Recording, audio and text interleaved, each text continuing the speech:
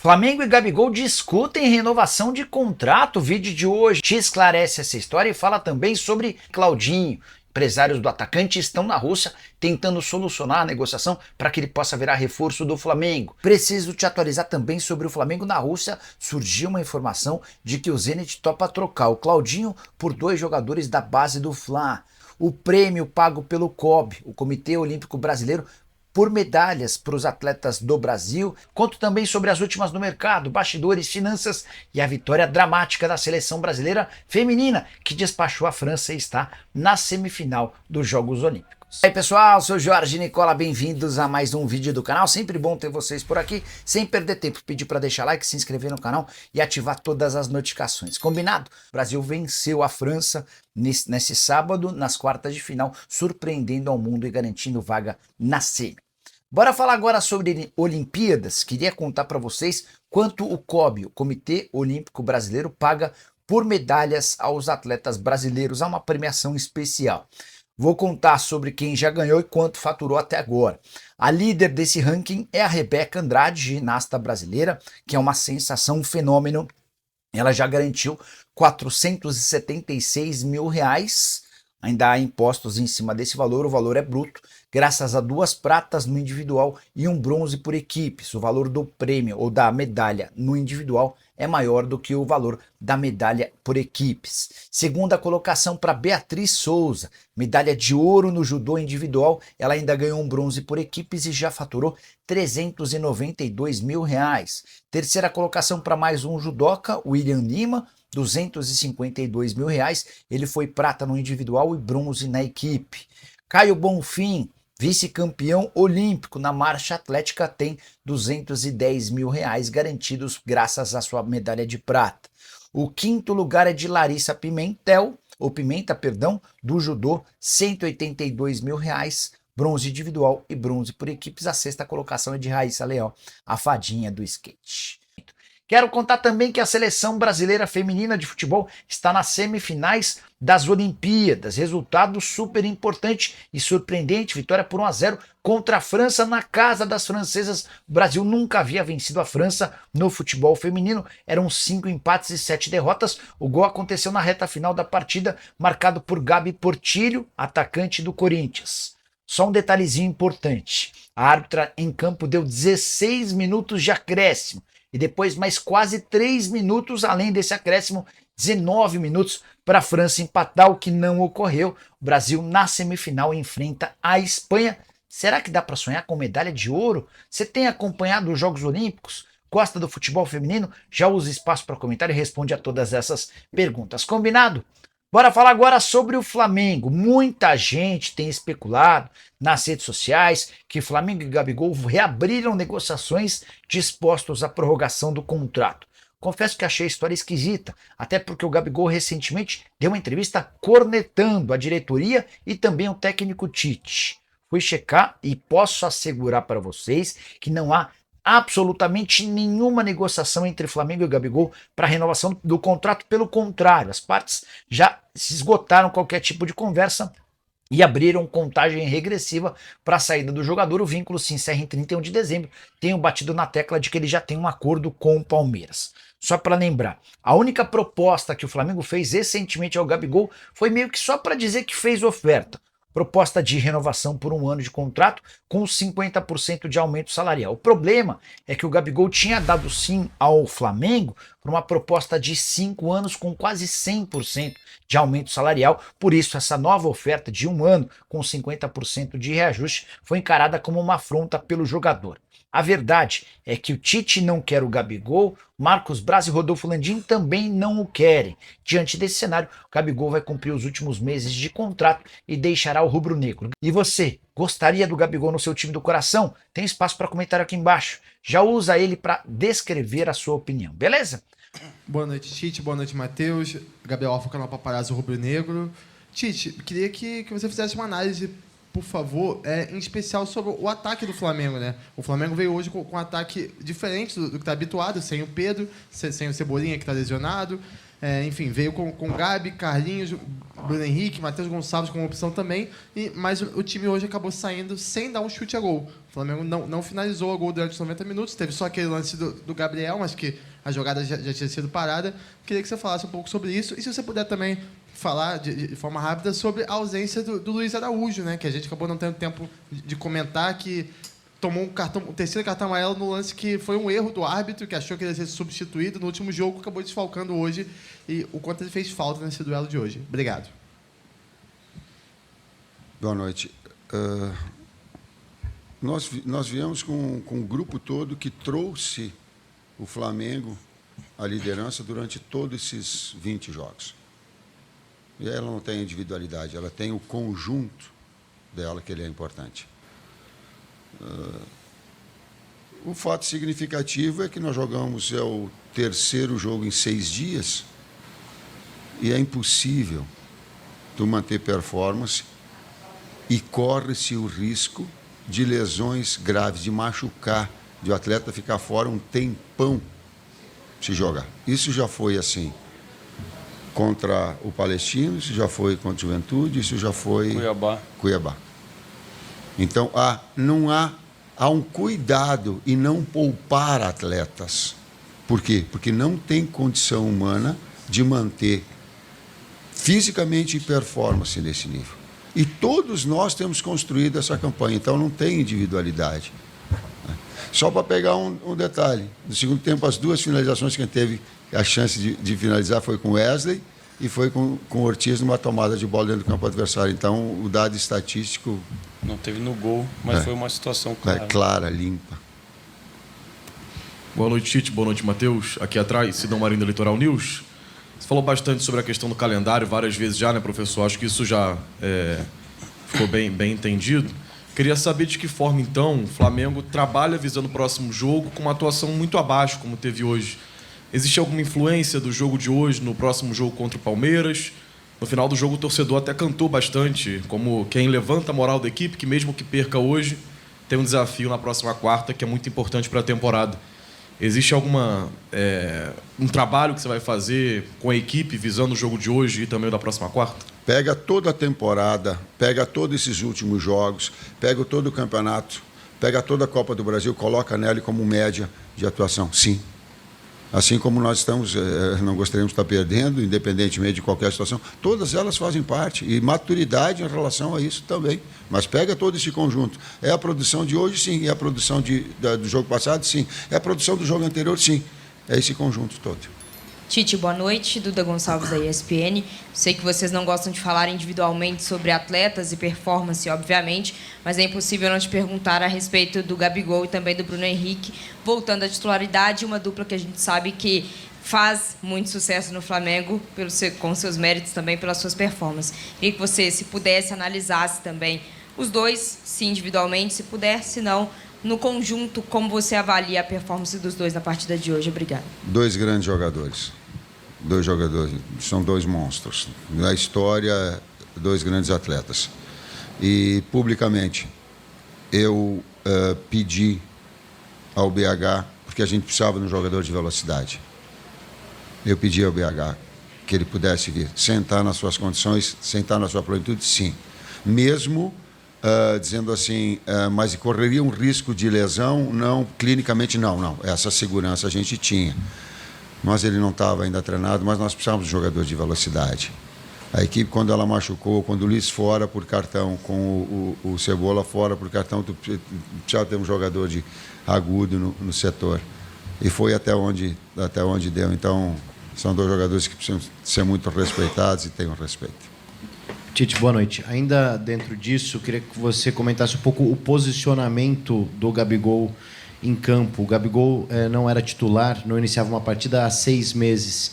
É o que você imaginou com o posicionamento, até por conta desse quarteto ofensivo, talvez? Às vezes o Gabigol um pouco mais recuado. O que você queria e se você teve, de fato, essa resposta dele dentro de campo? Igual os outros todos os jogos que ele jogou. Talvez você tenha observado. Penúltimo atacante é o 9. Ele começou como penúltimo, depois foi de 9. De momento. Professor, algo a reclamar no jogo de hoje, de arbitragem e tal, ou o resultado foi justo, São Paulo mereceu ganhar o jogo? falar em jogo de desempenho, jogo de resultado, deixa para vocês avaliarem aí, analisar dessa situação toda. A sensação que eu tenho é que no melhor momento nosso de segundo tempo, aí depois a gente ia retomar uma intensidade maior na substituição, mas no melhor momento do segundo tempo, de marcação agressiva, de tomada dentro do campo adversário, a gente acabou tomando gol. Mas o jogo ele é assim, o jogo ele tem esses componentes. A partir daí ficou um jogo de trocação, a gente procura sair na frente, tinha um contra-ataque, a qualidade do São Paulo, duas grandes equipes. Aí tem diversos jogos dentro do mesmo jogo. Não vou, a arbitragem, tu fala em relação à arbitragem, reclamar? É isso? Não. Vejo. Não.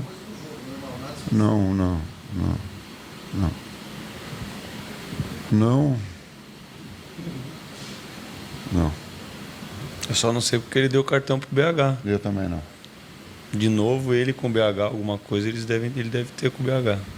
O BH reclamou normal ali. Foi o terceiro? Então a gente tomou um com o Luiz lá, que não era para ter sido, e agora o BH tomou o terceiro. Tite, Matheus, boa noite. Mauro Santana, canal do Mauro Santana. Depois de uma atuação exuberante na última quarta-feira, era uma equipe diferente, era uma competição diferente, um adversário diferente, mas a derrota, e principalmente com a atuação da equipe, isso preocupa o torcedor. Né? O que dizer para esse torcedor que está aguardando o jogo de volta diante do Palmeiras aqui em São Paulo, pela Copa do Brasil, e, obviamente, fica preocupado com relação à atuação coletiva que a equipe apresentou hoje? De novo, uma pergunta está linkada à outra, reúne todas a performance da equipe, né? E ela traz e se traduz como forma de preparação para o jogo de quarta-feira também. Penúltima aqui. Boa noite, Tite. Boa noite, Matheus. Léo José, do Coluna do Fla. No jogo de ida da Copa do Brasil contra o Palmeiras, o Abel Ferreira ele colocou um time muito defensivo, né? Muito atrás, então deu muito campo para o Flamengo. Nesse jogo de volta, agora, no Allianz Parque, jogando fora de casa, o que você espera? Qual Palmeiras que você espera enfrentar? E aproveitando rapidinho, o De La Cruz, ele é alguma preocupação para a quarta? Essa segunda parte da pergunta, quero deixar de novo bem claro. A gente cuida e não poupa. De La Cruz não tinha condição. Cebola não tem condição. Os atletas e outros, se fossem iniciar o jogo, correriam o risco de machucar, de estar fora, de ficar 15, 20 dias fora. Talvez o próprio BH e o Cebola sejam um exemplo disso, da gente ter necessidade, apressar um pouquinho, daqui a pouco tem uma necessidade de uma sequência e ter. Então, de novo, fica bem claro, é por cuidado de não machucar, de perdê-los. E nós correríamos esse risco. Agora a gente começa a projetar, porque a gente pensava no jogo contra São Paulo. A gente pensava em fazer um belo jogo, ter um bom resultado aqui, dar uma sequência, manter liderança no campeonato. Nós pensávamos tudo isso. Eu não tenho condição de te... e aí a gente entra também numa... Ser defensivo, foi defensivo, é a característica do Palmeiras. Aí a gente entra numa... Tu estás colocando uma ideia que foi... Eu não... Tem que avaliar, tem que entrar em pormenores. O que a gente vai trazer agora é projetar o jogo de quarta-feira, recuperar toda a equipe, projetar o jogo para quarta-feira. Última pergunta. Tite, talvez até para o Matheus, que participa diretamente desse processo no dia a dia, no treinamento. Hoje a gente acabou sendo derrotado por conta de uma situação de bola parada. E eu queria perguntar para vocês o quanto que, nesse recorte da temporada, né, muita gente traça esse início de agosto. Dia 31 foi o primeiro jogo dessa sequência de jogos difíceis e decisivos. Mas o quanto que essa bola, que já fez a gente ganhar muitos jogos, né, o quanto que vocês vão trabalhar, sei lá, talvez uma redobrada de atenção nesse tipo de jogada. E ofensivamente também, né? A gente sabe que a gente já ganhou muitos jogos com esse tipo de jogada, quando o jogo é decidido nesse tipo de detalhe. Estatisticamente, são 30%, em torno de 30% do campeonato proporciona essa. E ele acontece. Ela varia um pouquinho dentro desse índice, né? tanto nosso quanto do adversário. É uma das fases do jogo importante nossa. E aí é toda a equipe trabalhando, não é só o César, o Matheus ou eu. Somos todos nós, a gente faz, estuda. O aval final é meu, a responsabilidade final é minha, desses ajustes, dessas estratégias. E é 30% em torno disso, que ele é tanto a favor quanto contra, que tem estabelecido os placares dos jogos. Obrigado, boa noite. Bora falar agora sobre Claudinho e Flamengo. Essa novela ganhou um capítulo novo. Guilherme Miranda, um dos representantes do Claudinho, está na Rússia tentando destravar as tratativas entre Flamengo e Zenit. O Flamengo chegou a ficar perto de contratar o Claudinho, mas o Zenit mudou as condições do negócio e a coisa foi adiada. O empresário embarcou rumo à Rússia, cheguei a conversar com ele na noite de sexta e na manhã desse sábado. A tentativa é via Elenco Esportes, a empresa que representa o Claudinho, que tem excelente relação com os donos do Zenit, destravar essa negociação que parece bem complicada. Claudinho já se acertou com o Flamengo, não há um problema entre Flamengo e Claudinho, há uma dificuldade financeira entre Flamengo e Zenit. A ideia do clube russo era contratar um jogador para a função do Claudinho antes de negociar. As tratativas com o Rafael Veiga não avançaram, mas o Flamengo tem tentado demonstrar ao Zenit que a saída do Claudinho é algo natural e vai ser bom para todas as partes. O Guilherme Miranda não quis dar mais detalhes, nem dizer se está perto ou está longe, mas, ao contrário de outros momentos em que ele descartou qualquer possibilidade de acordo, você vai lembrar daquele momento em que vários setoristas do Flamengo cravavam que o Claudinho jogaria a final da Supercopa e viraria reforço do Flamengo. Na oportunidade, o Guilherme Miranda dizia que não havia nada fechado, que ainda havia muita coisa a ser resolvida. Nesse momento, ele não descarta o negócio nem confirma as negociações próximas de um acordo. A gente deve ter novidades nos próximos dias. Só para lembrar, o Claudinho tem 27 anos de idade, está avaliado pelo Transfer Market em 19 milhões de euros, embora tenha sido comprado do Red Bull Bragantino por 12 milhões de euros. Já dá para dizer que o Zenit terá lucro com o atleta brasileiro, que na temporada passada disputou 42 jogos, 5 gols e 9 assistências. O Flamengo quer muito contar com o Claudinho e vai insistir para poder contratá-lo o mais rápido possível. Bora repercutir agora uma informação que vem da Rússia e que animou torcedores do Flamengo. Ela dá conta de que o Zenit está disposto a receber jogadores na negociação pelo Claudinho. Flamengo e Claudinho têm um acerto há bastante tempo. O Flamengo chegou a se sentir confortável para fechar com o Zenit, mas o clube russo na última hora mudou as condições do negócio. Contei para vocês que um dos empresários dele, o Guilherme Miranda, está na Rússia para tentar avançar nas tratativas. Pois bem, informação que vem da Rússia dá conta de que o zagueiro Cleiton, das categorias de base, e o meio-campista Vitor Hugo, que tem sido bastante aproveitado no time principal, seriam alternativas para convencer os russos a fazer o negócio. Antes de gravar o vídeo, na manhã desse domingo, conversei com um dos empresários do atleta para perguntar se essa história é real e a resposta foi não. As tratativas seguem acontecendo, o Flamengo tenta destravar esse negócio sem a participação ou presença de outros atletas. Na matéria ainda dizia que o Wesley era o preferido do clube russo, havia uma intenção do Zenit em colocar o Wesley na parada, o Flamengo descartou tal negócio desde o princípio. Não é natural, na era Rodolfo Landim, que jogadores contratados tenham participação com trocas. Quase não aconteceu na era Rodolfo Landim. Houve uma tentativa recente por parte do Flamengo, seria de mandar o Gabigol para o Palmeiras para receber o Dudu. O negócio só não aconteceu por causa do Dudu.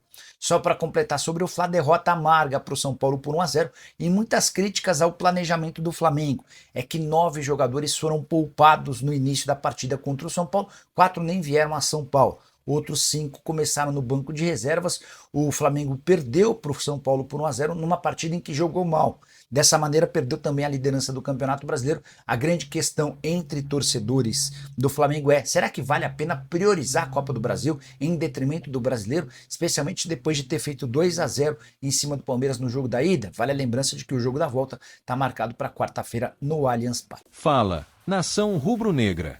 Vamos falar sobre o que rolou no último sábado, quando o nosso Mengão enfrentou o São Paulo lá no Morumbi. Infelizmente, não foi nosso dia. Perdemos por 1-0, com gol do argentino Jonathan Caleri no segundo tempo. Ele aproveitou um escanteio batido pelo Wellington Rato e cabeceou forte, sem chances para o goleiro. Um gol que doeu, mas faz parte do jogo.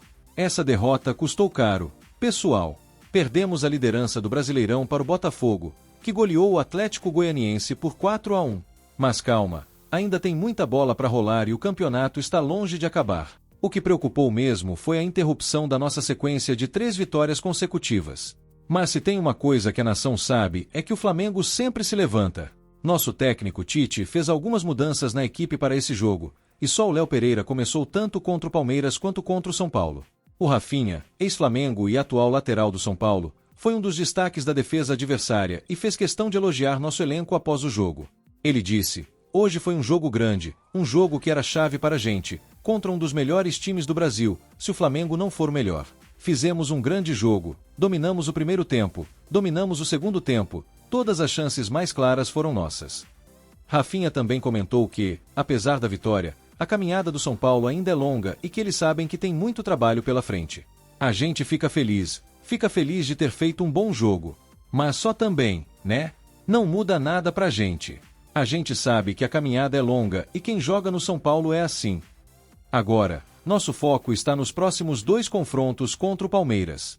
Primeiro, temos a volta das oitavas de final da Copa do Brasil e depois voltamos a enfrentá-los pelo Brasileirão. 2 jogos decisivos que vão definir muita coisa para a gente nesta temporada. Vamos mostrar nossa força, apoiar o time e buscar essas vitórias. Vamos pra cima, Mengão. Sempre acreditando e jogando juntos, porque aqui é Flamengo.